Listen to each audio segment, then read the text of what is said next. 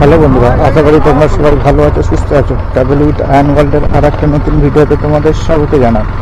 আজকে আমরা চলেছি জয়পুর জঙ্গল। আমরা এখন আছি শিয়াগর ব্রিজ। এখান থেকে জয়পুর জঙ্গলের দূরত্ব হচ্ছে 105 কিলোমিটার।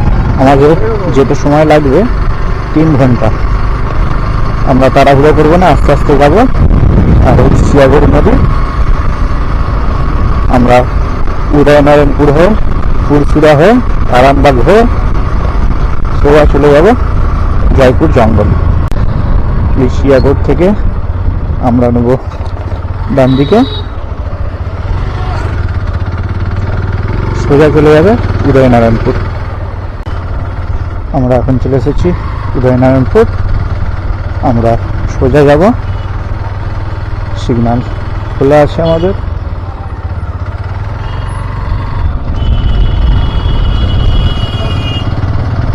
দেখো দুপুরবেলা ফাঁকা রাস্তা, বক্ততা ব্রিজ। আমরা এখন চলে এসেছি খড়গপুরে।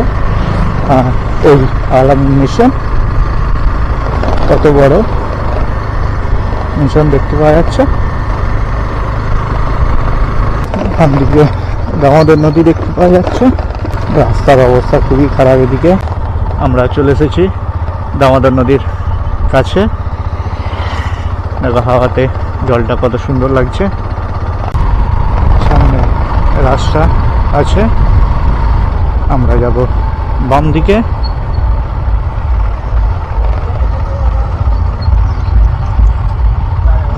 ডান দিকে ব্রিজ দেখতে পাওয়া যাচ্ছে।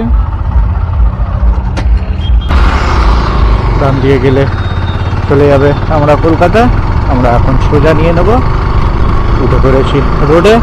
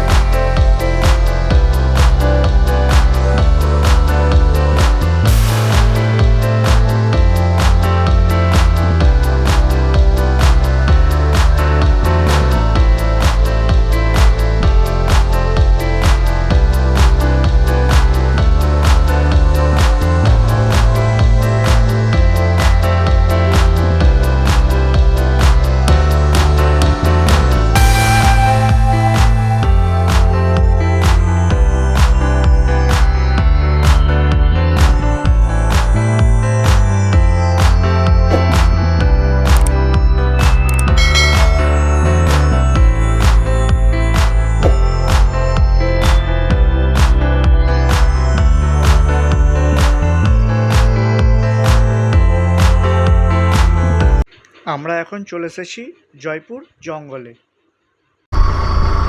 আর মাঝখান দিয়ে রাস্তা করা আছে, আর গাড়ি এখানে খুবই সাবধানে চালাতে হবে, কারণ ফাঁকা রাস্তা, খুবই স্পিডে সবাই যায়। মাঝে মাঝে এই ছোট ছোট স্পিড লিমিট করা আছে, দেখো বাম্পার দিয়ে। এখান দিয়ে সম্ভবত হাতি পারাপার হয়, যার কারণে এখানে বাম্পার গুলো দেওয়া আছে। এই জঙ্গল পাশে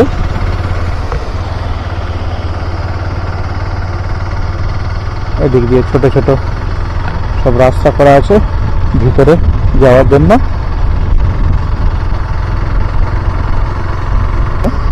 এই দেখো এখানেও দেওয়া আছে ড্রাইভ স্লো, কারণ হরিণ পারাপার করবে। এদিকেও দেওয়া আছে, দেখো